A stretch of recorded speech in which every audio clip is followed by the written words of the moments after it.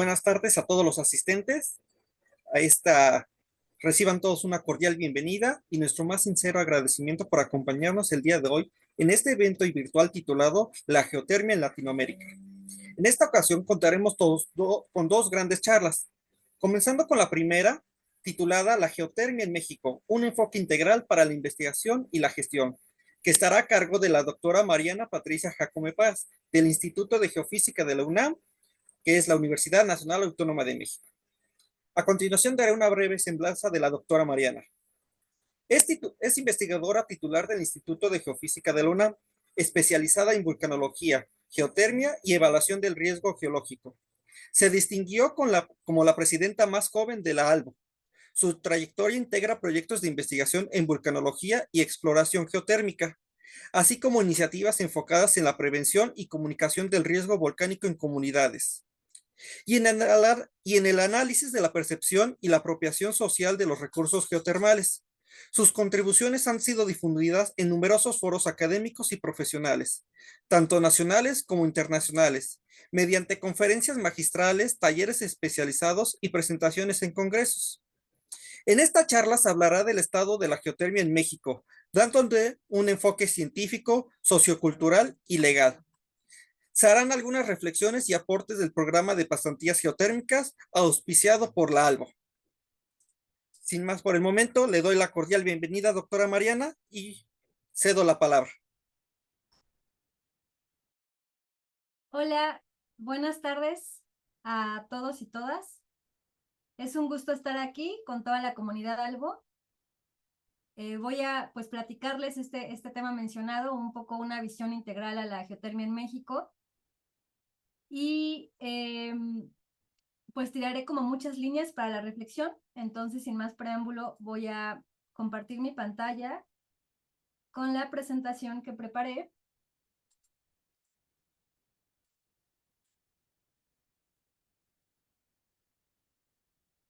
Bueno, es bien sabido para nosotros que la geotermia se usa indistintamente como esa energía térmica, ¿no?, que podemos obtener del interior de la Tierra por los contrastes termodinámicos que tenemos, pero también se usa para hablar como de el conjunto de reglas y operaciones e incluso entidades que participan en la generación o aprovechamiento de esta energía.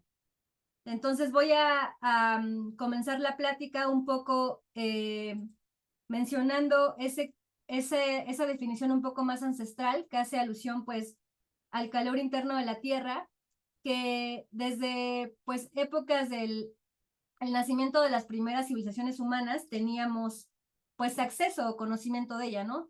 Tenemos registro que se usaban pues para baños o para cocinar alimentos, y poco a poco, pues como una tradición que se fue extendiendo en el mundo, empezaron a usar estas aguas termales, que es una expresión, ¿no?, superficial de este calor de la Tierra, pues como baños termales, quizá unos más sofisticados que otros, ¿no? Actualmente, pues, hablando propiamente de México, pues vemos esta serie de manantiales termales. Aquí no es tan evidente, pero había como unas cruces tiradas, ¿no?, como de madera. Hay otros manantiales que es más evidente, como esta interacción, ¿no?, con lo humano, o interacciones, pues, de recreación, ¿no? Ahí México está lleno de este tipo de lugares más para balneología. Son lugares muy populares, a diferencia de otros lugares en Latinoamérica y el mundo. No son lugares caros, ni son lugares con infraestructura compleja, son lugares quizá de los balnearios más simples que existen en México. Esto está en el estado de Puebla, esto está, por ejemplo, en el estado de Michoacán, y tienen pues incluso como cercados sus baños termales, y tienen hasta una modalidad de turnarse hombres lunes, miércoles y viernes, y mujeres martes, jueves, ¿no? Como que se turnan para que sea un lugar como de relax, incluso por género, y son pues balnearios termales realmente embebidos en un medio completamente urbano, ¿no?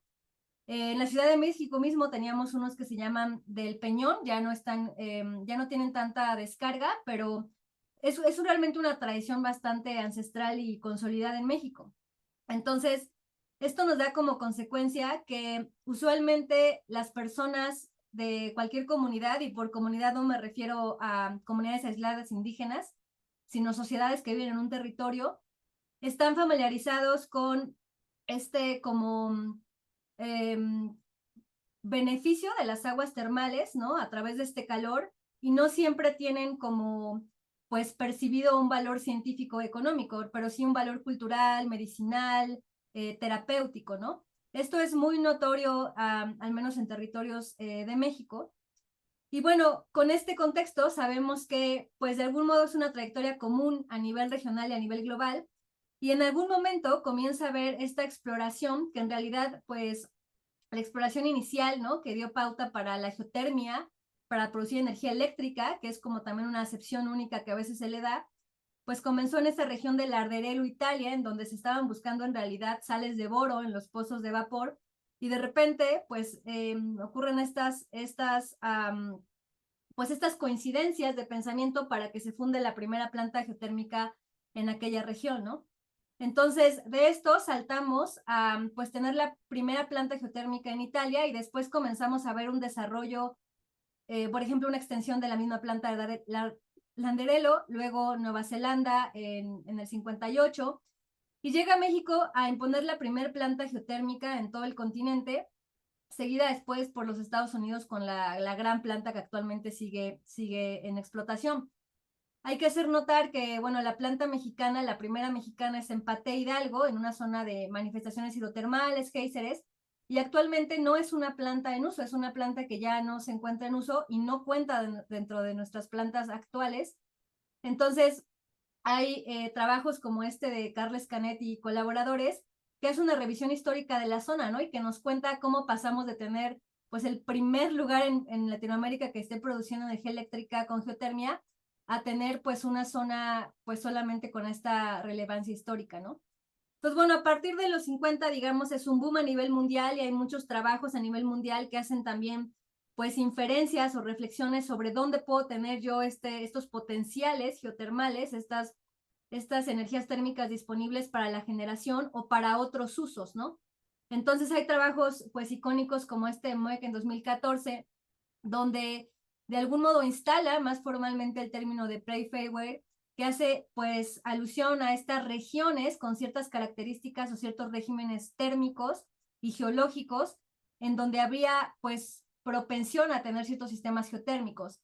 Sabemos que existe la clásica, pues, separación en tipos de sistemas geotérmicos, aquellos que tienen, pues, de base una convección como su forma de transmisión del calor, y aquellos conductivos influidos. Casi en toda Latinoamérica, pues, abundan los sistemas convectivos. No voy a entrar en detalle realmente en particularidades científicas, pero estamos muy familiarizados con este tipo de sistemas y son los que mayormente estamos explorando, aunque no solo tenemos este tipo de sistemas, ¿no? O sea, actualmente, a 2020, pues tenemos, pues, esta serie de representatividad en toda Latinoamérica, y en México tenemos pues 5 plantas, ¿no? Que están en ambientes volcánicas todas, y todas tienen este carácter convectivo. Tenemos en Cerro Prieto, que es la más importante del país, el complejo de Tres Vírgenes, la caldera de los Humeros, la caldera de los Azufres, y siendo la más nueva, el Domo de San Pedro, que también pues tiene una serie de usos directos en sus instalaciones.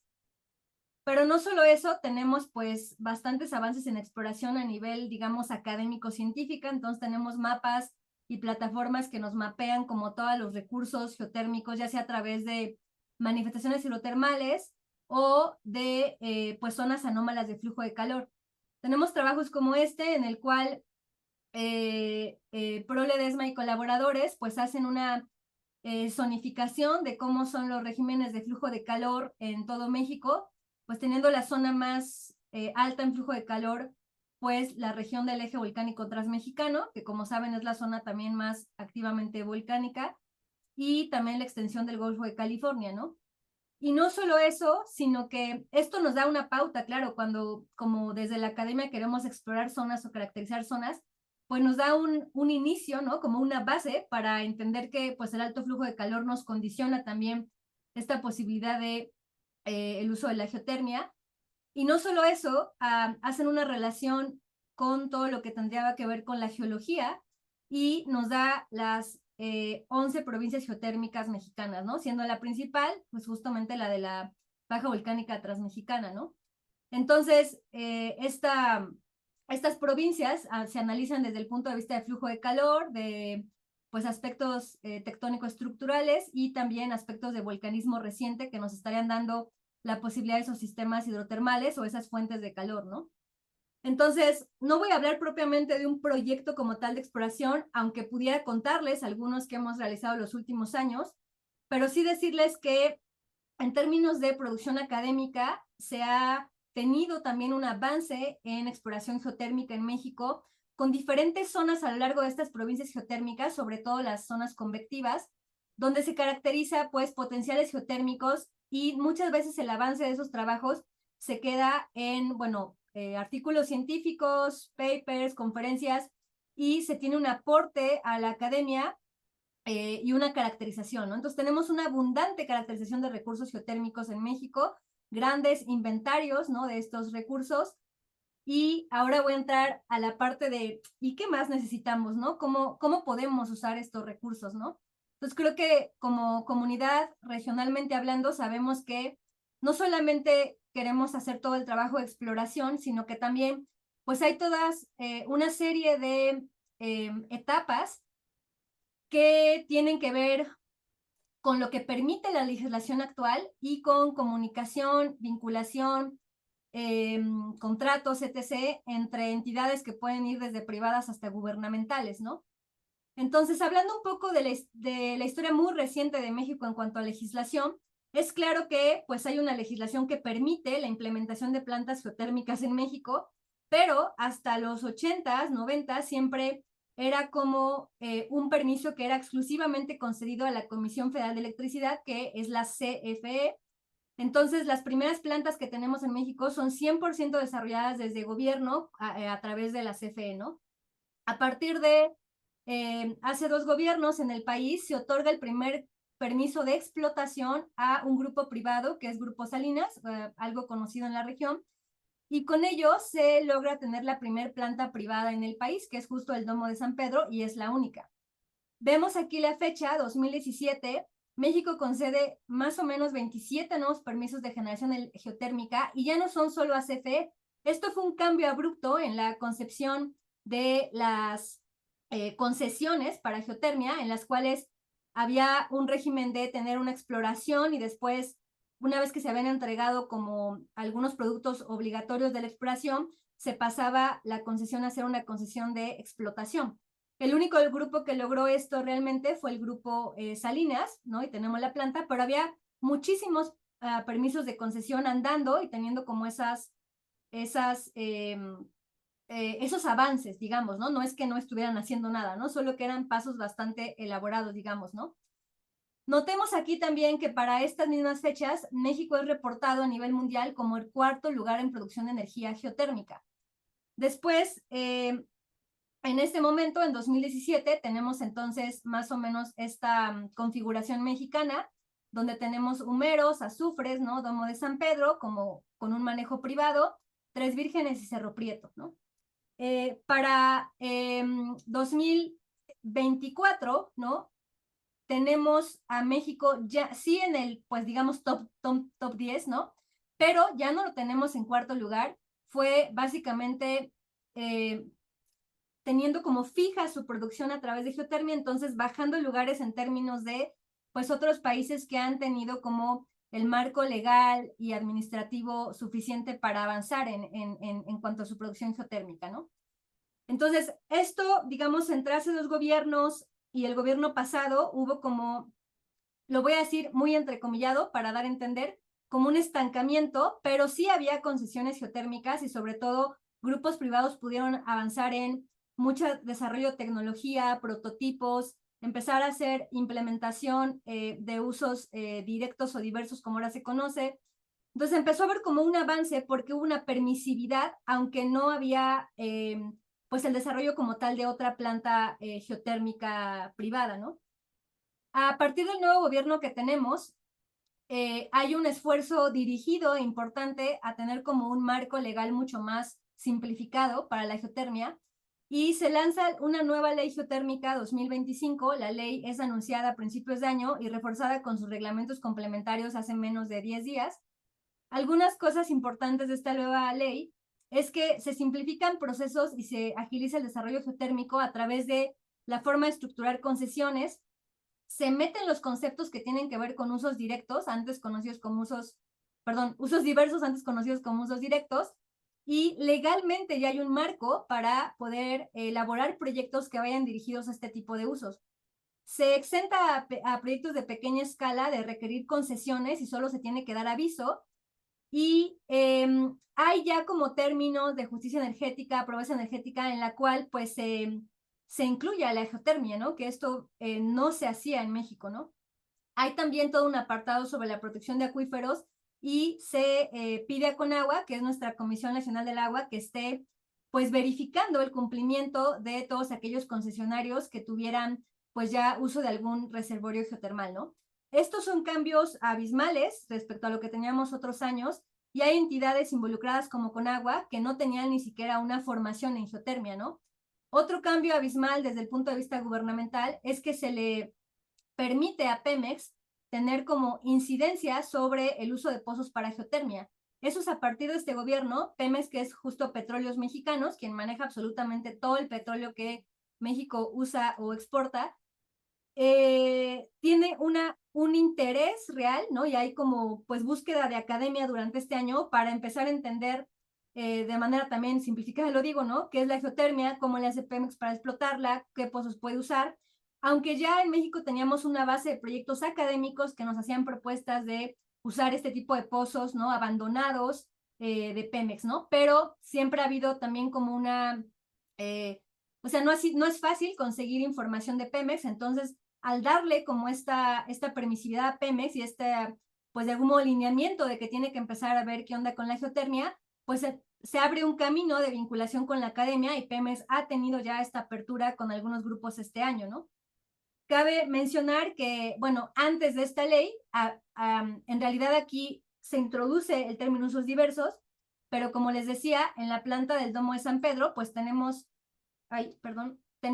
un uso, bueno, tenemos el primer deshidratador geotérmico latinoamericano, en el cual realmente fue un proyecto completamente productivo durante muchos años. Ahorita me parece que está en revisión para volver a reiniciar sus labores. Y es un producto que no solo tiene pues ya esta importancia, digamos, del punto de vista tecnológico, porque pasa de ser un prototipo a ser un proyecto productivo real, sino que también congrega a una cooperativa de mujeres alrededor del proyecto y les da empleos a varias personas, a mujeres de esa región, y les da como un beneficio, una incidencia social directa, ¿no? Entonces, digamos, vemos que hay etapas de la geotermia que ya no se quedan a ese nivel académico exploratorio en el cual reporto perfectamente o estimo los posibles potenciales geotérmicos y tipos de uso en términos de la temperatura de fondo que puedo tener, sino que México sí ha tenido, esto es un proyecto de Grupo IDEA, que es un grupo del Instituto de Ingeniería de la UNAM, en el que ya no solo se quedan a un nivel de exploración y caracterización del recurso, sino que van a una aplicación, pues, tecnológico industrial y desarrollan el prototipo, lo llevan a campo y tienen todo el acompañamiento transdisciplinario para tener también pues esta apropiación social y finalmente el proyecto productivo, ¿no? Entonces, México es icónico en esto, ¿no? Tiene como estos proyectos, sin embargo, a nivel legal, pues no era el camino tan sencillo, ¿no? Entonces sabemos que hay una construcción de fondo para tener una legislación y que debe haber pues una concientización del gobierno que esté en punta para poder tener la legislación adecuada. Y otro camino importante que recorrer, desde mi punto de vista y en mi experiencia, son las comunidades. Les digo, cualquier grupo que viva en un territorio, ¿no? ¿Qué opinan las comunidades de la geotermia? ¿Qué opinan las comunidades en Latinoamérica del uso de estos recursos con diferentes fines? Muchas veces en estos grupos que habitan en territorios, ¿no? Les digo, cualquier sociedad en general, podemos llegar a tener también lo que se llaman los conflictos socioambientales, ¿no? Es decir, intereses opuestos a cómo se debería hacer un recurso. Y hay una página que me gusta mucho, se las muestro en pantalla, el Atlas de Justicia Ambiental, que nos relata un poco en toda Latinoamérica y en todo el mundo qué tipo de conflictos puedo yo tener, que normalmente son por minería, por agua, por generadores eólicos, ¿no? Por diferentes razones que hay una oposición, ¿no? De la sociedad en ese territorio En particular, en México tenemos o hemos tenido por muchos años un conflicto en lo que es el prospecto de exploración de Cerritos Colorado en Jalisco, que está en esta región. Y bueno, esta es la zona, es una zona natural protegida, tiene ya como infraestructura de CFE y una exploración comenzada en los 80, esto es muy importante, pero pasaron una serie de cosas, entre ellos quizá una falta de socialización o proyecto participativo. Entonces, a partir del 86, pues comenzaron a ver, es una larga trayectoria, como protestas ejidales, digamos como que tienen derechos comunes sobre la tierra, los ejidatarios, y pues a partir de ahí hasta casi nuestros días es un proyecto que ha tenido intermitentemente permiso o suspensión por parte de Semarnat, la Secretaría de Medio Ambiente, ¿no? Entonces, proyectos, o sea, circunstancias como estas claramente inhiben el desarrollo de la geotermia, pero entenderlas y conocerlas nos hace como prever o tener pasos previos, ¿no? ¿Cómo surgió el conflicto? ¿Cómo lo puedo evitar, no? Los conflictos socioambientales pueden ser activos, latentes o potenciales, ¿no? Entonces, claramente, actualmente es muy común tener conflictos socioambientales por diferentes usos, incluso yo siempre les comento, ¿no? Yo trabajo en campo tanto en vulcanología como en geotermia, y cuando uno como vulcanólogo va a un volcán, y en mi caso trabajo en monitoreo, ¿no? O sea, yo voy a un volcán y ¿a qué viene? ¿Qué hace aquí? No, pues vengo a ver el estado del volcán, me voy a llevar muestras, y es un poco más suave la forma en que la gente dice, ah, pues sí, necesitamos saber cómo está el volcán, o Protección Civil va conmigo, y es un poquito más suave, ¿no? Como ese pensamiento lineal y más sencillo. Y en geotermia es como que cuando voy, por ejemplo, con estudiantes es, no digan la palabra exploración, no digan la palabra proyecto, no digan que traemos fondos, no digan, ¿por qué? Porque llegamos a tener circunstancias como esta, ¿no? Zonas en las que llegamos y quizá tienen un conflicto socioambiental con a lo mejor una exploración de hidrocarburos o algunos pozos, o en su pasado la tuvieron, pero meten a la geotermia en la misma bolsa, muchas veces sin entender la palabra, ¿no? Esto es algo muy común, esto es un ejemplo alrededor del volcán Chichón, ¿no? Y otro ejemplo, en una zona de también manantiales termales de baja temperatura, en un lugar que se llama Los Baños, aquí está el Golfo de México, estamos muy cerca del puerto de Veracruz, más o menos conocido. En esta zona, la primera vez que yo llego, el líder de los ejidatarios me pide por favor que le muestre mi credencial y luego que le muestre mi foto en la página en internet en el instituto donde trabajo, porque si no, no me podía dejar entrar, ¿no? Yo después haciendo pues una exploración que le voy a llamar desde ahora social, me doy cuenta que es una zona en la que cada polígono negro representa una concesión minera, que las concesiones mineras son dadas solamente en términos de pues el recurso geológico que tengamos en la zona y no en términos de si está o no habitada la zona, ¿no? No en términos de los ejidos. Entonces, los ejidos, que serían como esas tierras comunes, son los polígonos rojos y las concesiones mineras son los polígonos negros. Los Baños particularmente es una subzona del ejido Villarrica, una zona urbana de 11 hectáreas, en donde tienen las manifestaciones hidrotermales, es una serie de baños termales que ha dado pauta a que desarrollen balnearios termales y pues varia de la gente o bastante de la gente vive de esos balnearios, ¿no?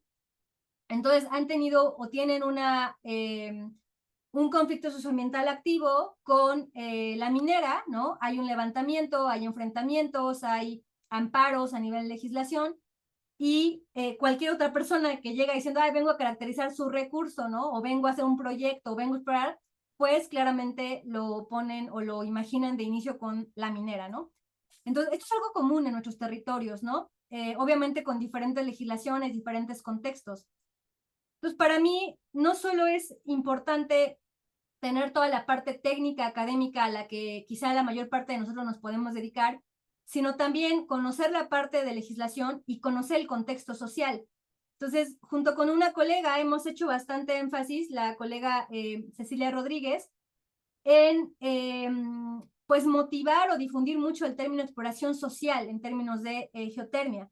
Recientemente publicamos un capítulo en este libro, el capítulo es Energía Geotérmica y Sociedad en México, y recapitulamos a nivel histórico como proyectos de incidencia social, incluso a nivel divulgación, o proyectos que han considerado pues esta participación social, y definimos el término como todo eso que incluye el estudiar, comprender y dialogar con el contexto socioambiental de ese recurso geotérmico, ¿no? Es decir, las comunidades, su historia, de dónde vienen, su percepción, y entender de qué manera se puede comunicar el uso de este recurso, ¿no? Incluso hay comunidades que hablar de recursos geotérmicos o recursos naturales, pues no lo ven de manera correcta, ¿no? Porque no ven a la naturaleza a disposición del ser humano, sino pues como una especie de simbiosis con mutuos beneficios, ¿no? Entonces, hay muchísimo que decir. Voy a resumir muy brevemente ya algunas de las diapositivas que quedan. Hemos hecho, que hemos visto que si hablamos como de etapas de esa exploración geotérmica, pues inicialmente tenemos que hacer nuestra tarea, ¿no? Tenemos que, pues, entender la zona, a dónde vamos, y ya no solo pensar que entrar a la zona es llevarnos las muestras y caracterizarlas, ¿no? Hay que hablar con actores del territorio importantes, pedir permisos, gastar el tiempo que sea necesario para tener este primer diálogo y posteriormente enfocarnos en el trabajo técnico. Desde mi punto de vista, primero, también siempre ofrezco y damos con el grupo, pues actividades de divulgación, pero orientadas, ¿no? Es decir, ustedes ven mi foto en pantalla, es el volcán Chichón. No voy a entrar al volcán Chichón a hablar con imágenes o con infografías que son esta típica caracterización de un volcán, por ejemplo, que tiene sus flujos de lava y su columna de ceniza y gases, porque no es el texto que tiene, ¿no? O sea, al decir material contextualizado, dirigido, les voy a hablar de lo que tienen ahí junto, cómo son los cerros, qué son, su geología, si tenemos balnearios termales, cómo se formó ese balneario termal, qué tipo de agua es, ¿no? Entonces voy mezclando la propia, digamos, exploración científica, geotérmica que voy haciendo con resultados específicos para contarles qué es lo que estamos haciendo, por ejemplo, en todas las zonas que he explorado en la zona de Veracruz, ¿no? Hacemos infografías de esos balnearios, hacemos material específico de la geotermia en Veracruz, en los baños, sopas de letra o cualquier juego que se les ocurra, pero completamente contextualizado, ¿no? Si quieren bajar el material, está publicado y se baja a través de ese QR. Y pues esto lo hacemos principalmente en asociaciones civiles, dependiendo del territorio al que lleguemos, en escuelas, ¿no? O sea, tenemos esta serie de actividades con profesores, con directivos, con ejidatarios, con dueños de balnearios, ¿no? Y vamos pues haciendo las actividades que requeramos. Después pasamos a un siguiente nivel, que es, bueno, yo me estoy llevando muestras, te las estoy caracterizando, a lo mejor yo tengo como productos académicos, conferencias, congresos, un paper, pero después, ¿cómo regreso, no? ¿Qué hago si el alcance de mi proyecto no le da esa continuidad para poder llegar a un proyecto productivo? Primero es, pues, poner los contactos en la mesa que lo permitan, pero segunda es un nivel más que para nosotros va más allá de la divulgación. Es, ahora voy a tener como capacitaciones técnicas que permitan llegar a los posibles usuarios a un conocimiento un poco más profundo y desarrollo de habilidades en territorio, ¿no?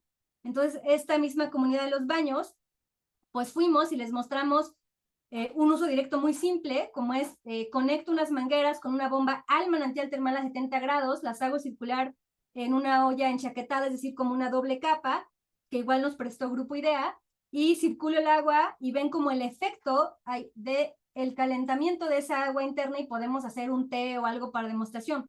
Es algo muy simple, pero están viendo realmente el uso directo, ¿no? Otra actividad que tuvimos en particular con esta comunidad es que organizamos una, pues, primer visita a la planta geotérmica de los Humeros, que es la más cercana, y no solo llevamos estudiantes que estaban en formación, sino que también llevamos profesores de las escuelas y ejidatarios. Para ellos era así, nos hablan mucho de la geotermia, pero yo no me logro imaginar cómo ese vapor que me hablas de la Tierra está generando energía eléctrica. Entonces, literalmente los llevamos a la planta, vieron la turbina, vieron el generador, y es una experiencia que realmente sensibiliza, ¿no? Entonces, pues, amigo muy cercano ya, don Ascensión, don Chon, que no me permitió entrar primero a su comunidad, cuando terminamos esta visita me dijo, oye, ya quiero que haya geotermia en mi pueblo, porque me gustó lo que vi, ¿no? Entonces, realmente, al menos en México, durante la época de los 80, hubo malas prácticas a nivel social, cuando estaban eh, instaurándose las primeras plantas geotérmicas, porque no había una vinculación en territorio, ¿no? no había como un seguimiento con comunidades, no había una explicación de impactos y no había una inserción. Entonces, ese recuerdo, al menos en México, permea a nivel social, un poco cultura popular, y hay una mala percepción cuando uno dice la palabra geotermia, ¿no? Entonces, la vinculación en territorio es importante y la vinculación regional, ¿no? Entonces, para terminar, dos aspectos muy importantes. Especialidad en geotermia, la UNAM tiene una especialidad en geotermia, en la cual afortunadamente el programa es en línea y tenemos muchísimos estudiantes de toda Latinoamérica, particularmente de Colombia, hay muchísimo interés actual. Es una especialidad que nos permite obtener como un título formal, como de técnicos en geotermia, y bajo un régimen escolarizado de un año de manera virtual con la entrega de una tesina al término. Único en Latinoamérica, no hay otro programa especializado específicamente de geotermia, y creo que es una forma de formación importante, también esta mención de clases de territorio. Y bueno, otro programa en el que quisimos pues abarcar todas las dimensiones, visibilizar todas las dimensiones, es el programa de pasantías geotérmicas. Es una propuesta pues en el Instituto de Geofísica con la doctora Cecilia, conmigo, el año pasado con la Asociación Geotécnica Mundial, la IGA, y este año con Secretaría de Energía de México, siempre con el aval y apoyo de la ALBO. Y este programa, pues, nos ha permitido tener una serie de aliados académicos, estratégicos, al menos en todo México, y una visión bastante, digamos, holística, integral, de todas las entidades, ¿no? Los estudiantes no solo están en talleres meramente científicos, sino que también van a dialogar con empresas, con que entran a una planta geotérmica, y también son, pues, tienen el contacto con empresas privadas que han tenido como todo el camino recorrido de cómo llegar a tener esas concesiones. Y actualmente van a tener en esta nueva emisión de 2025 incluso un taller específico de la nueva ley geotécnica mexicana, ¿no? En 2024 tuvimos dos ganadores y pues visibilizamos muchos autores. Tuvimos un evento final en el que incluso algunos de ustedes estuvieron invitados, y visibilizamos al menos que habemos muchos haciendo geotermia en México, en toda Latinoamérica, pero que no estamos tan vinculados, ¿no? A nivel regional. Y para 2025 logramos tener muchísimas patrocinadores ya desde el contexto mexicano. Tenemos tres modalidades, tenemos actividades y aranceles. Entonces, bueno, voy a aprovechar este espacio. De hecho, veo a uno de los ganadores conectados. Justamente a través de las diferentes entidades que nos apoyaron, se están dando a conocer en redes sociales ganadores de la sala. Y aprovecho para compartirte a Maximiliano conectado y a Karen. Pues bueno, con las dos salidas tuvimos finalmente este grupo de ganadores. La pasantía empieza semana que entra, y vamos a tener pues igual una idea que motivarse el pensamiento autodisciplinario, más allá que tengamos también fines académicos muy importantes y muy valiosos, ¿no? Algo reflexionable, creo que hay mucho más que decir, pero nos damos cuenta al hacer, por ejemplo, el capítulo, que hay muchos proyectos, en este caso a nivel México, que era nuestro objetivo, que hacen educación técnica y que o no necesariamente incluye nada de social, es decir, ni que haga eso, o lo incluyen, pero no le da importancia suficiente al momento de visibilizar su trabajo, no difunde su divulgación o su preparación social, no la reportan. Entonces, una serie de estrategias que han sido como invisibilizadas, porque muchos de los objetivos de los proyectos es meramente tecnocientífico. Sin embargo, tenemos experiencia con diferentes grupos de cómo llegar a las comunidades, pero no lo compartimos, ¿no? No compartimos información, y nos parece fundamental tener foros para hablar de esto, compartir experiencias, ver cómo se nos pasa en otras regiones, ¿no? Finalmente también puede tener como esta información textualizada y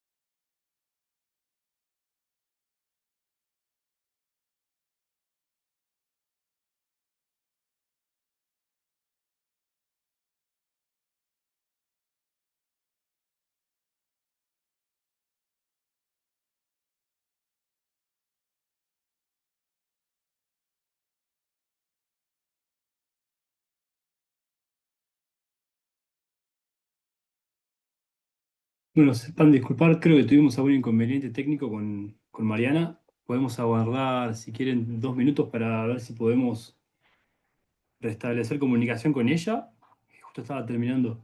Y podemos aprovechar este momento para, si quieren, ir dejando sus preguntas para Mariana en el chat, podemos levantarlas. A ver, creo que ahí se está sumando otra vez.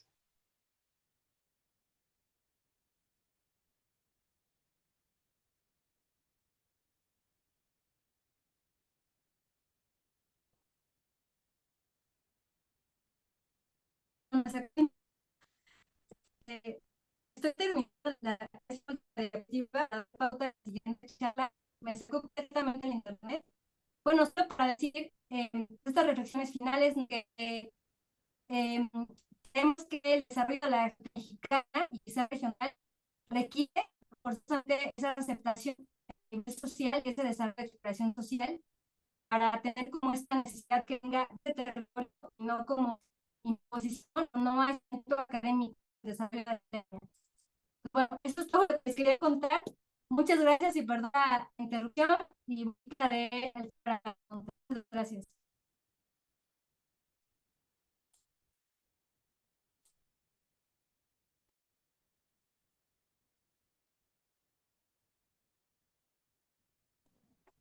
Muchísimas gracias, Mariana. Justo sí, hacia el final de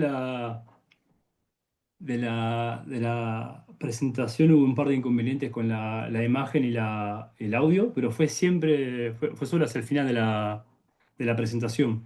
Queríamos aprovechar mientras aguardamos a ver si aparecen algunas consultas en el chat. Bueno, agradecerte por tu presentación, súper interesante. Muchas gracias por tu disponibilidad.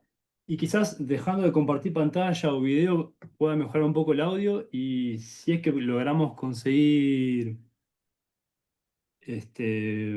una buena calidad de audio. Queríamos aprovechar para consultarte sabemos que hace poco se anunciaron los resultados de la pasantía de geotermia. Yo puedo, si querés, aprovechar y compartir mi propia pantalla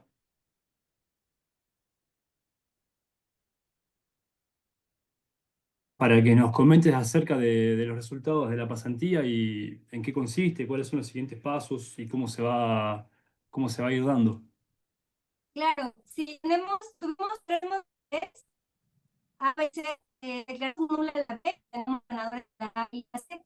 La realidad implica bastante en México durante meses, con un programa pues, bastante nutrido, con diferentes actividades, y la modalidad se indica inserción, no todas las actividades, pero personas que están en México, que tienen una, digamos, la mayoría vive en Ciudad de México, entonces se insertan más sencillas las actividades.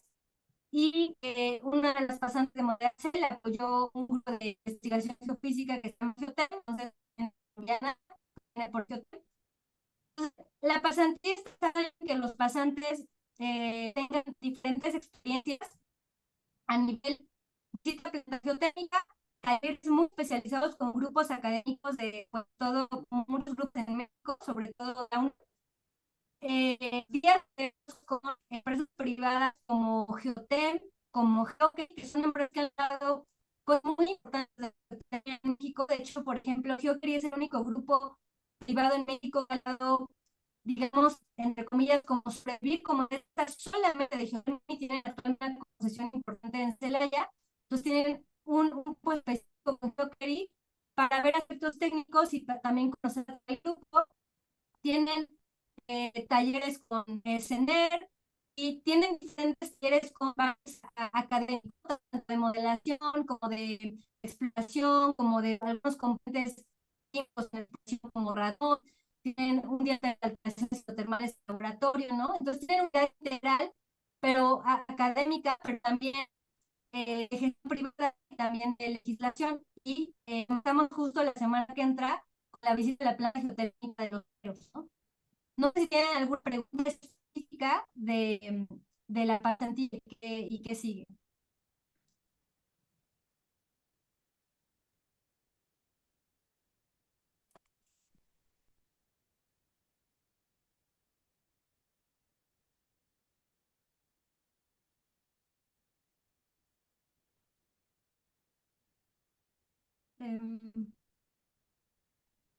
No sé si quisiera explayar en algún punto específico de Santiago.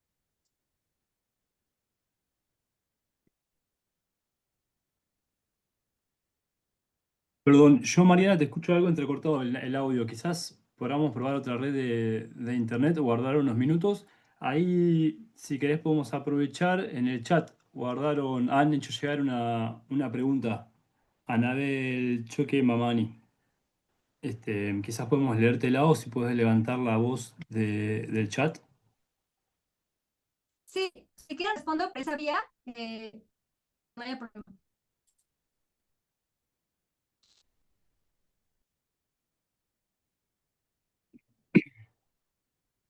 Ok.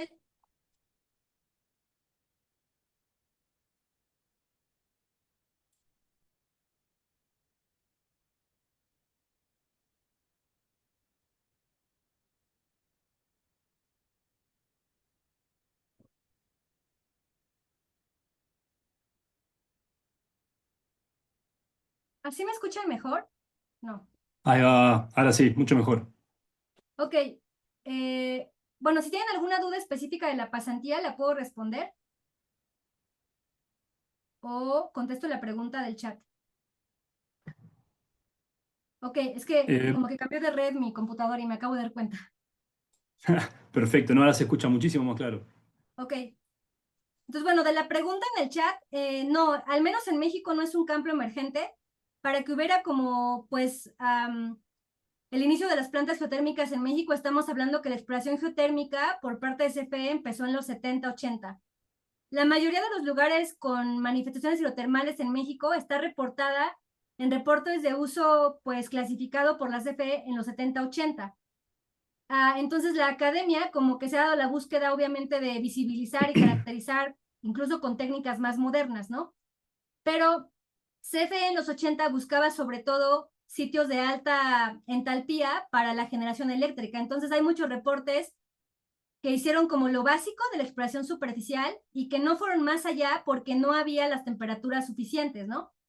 Entonces, hay un desarrollo importante de técnicas de exploración, tanto de fluidos como geológica, como toda la geofísica en México, porque realmente es un área que no es emergente en México, ¿no? Viene pues desde los 70, 60, incluso para fundar PATE, pues claramente hubo una exploración previa, entonces hay ya como curvas de aprendizaje bastante importantes.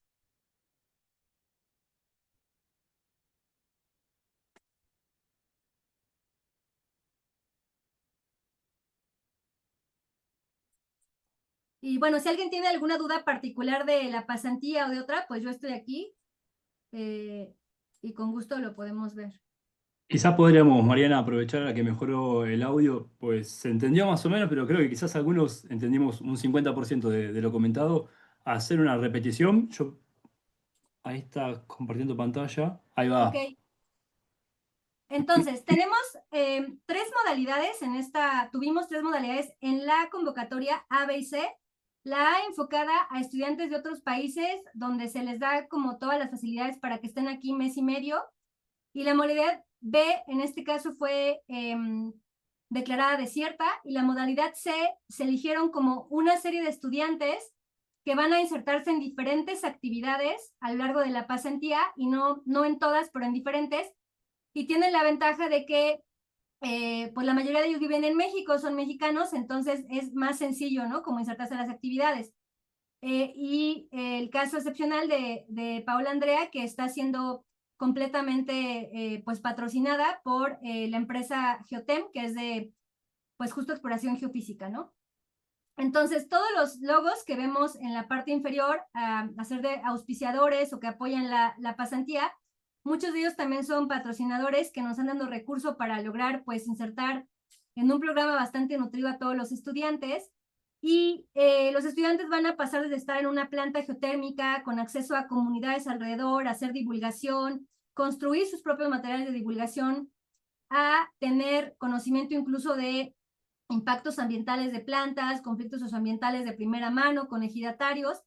Posteriormente pasan una serie de talleres ya más académicos que van desde modelación numérica, trabajo en laboratorio geoquímico, trabajo con reactores de interacción agua-roca, trazadores de fluidos hidrotermales, alteraciones hidrotermales, el estado de la geotermia en México, percepción remota para exploración. Entonces pasan por una serie de talleres técnicos y todos los talleres les piden un entregable específico o varios y después vuelven a hacer divulgación, ¿no? Ya con más, digamos, como un poco más ambientados en México y pasan días enteros con grupos privados como Geokery, que es la única empresa 100% mexicana que se dedica y sobrevive solamente en términos de geotermia, quien actualmente tiene una concesión muy importante en Guanajuato, o otro tipo de grupos como Geotem, que diversifica sus aplicaciones, pero también se dedica a geotermia, ¿no?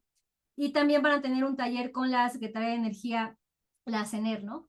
Entonces, es una pasantía que quiere dar la mirada global, ¿no? No solamente el aspecto tecnocientífico, sino dar una mirada global a esta transdisciplina que se necesita para que realmente sea exitoso un proyecto geotérmico, ¿no?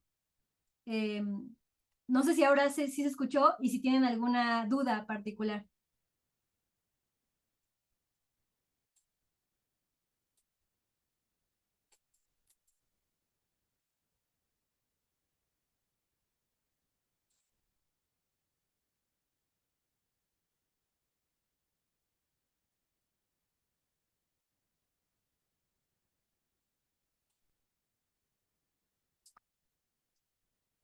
Bueno, veo una pregunta, si quieren la respondo, veo en el chat. La pregunta dice que si la geotermia es contaminante, por ejemplo, en las salmueras, en la separación de fluidos bifásicos. Bueno, en la geotermia como tal, no hablamos de contaminantes específicamente, entonces, una planta en funcionamiento realmente no tiene un contaminante, pero sí pueden ocurrir procesos de mezcla. De hecho, durante la etapa de exploración, sobre todo geofísica, en la que a lo mejor se proyecta la perforación de pozos y posiblemente hacen pozos de exploración para comprobar como el recurso geotérmico, estos pozos o los pozos ya de explotación pueden generar procesos de mezcla entre acuíferos de lo que llamamos agua subterránea, que será el agua que está disponible para, digamos, sociedad, es un agua mucho más superficial, digamos, con el agua de los reservorios geotermales, ¿no? Entonces, realmente cualquier proyecto geotérmico que esté haciendo una perforación o una explotación ya a través de pozos, tendría que hacer un seguimiento a la química de todas las aguas que hay alrededor para justamente poder determinar si está habiendo un proceso de mezcla.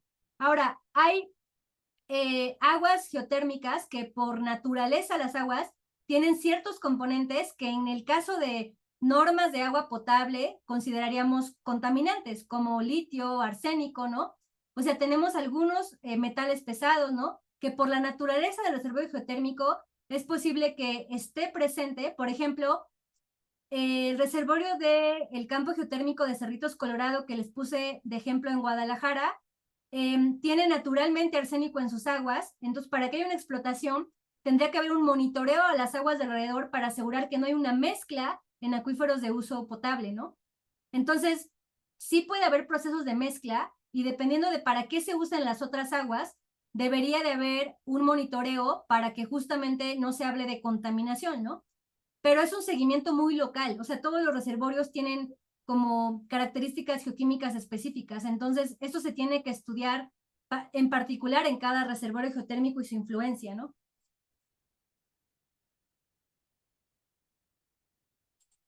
No sé si habrá alguna otra pregunta.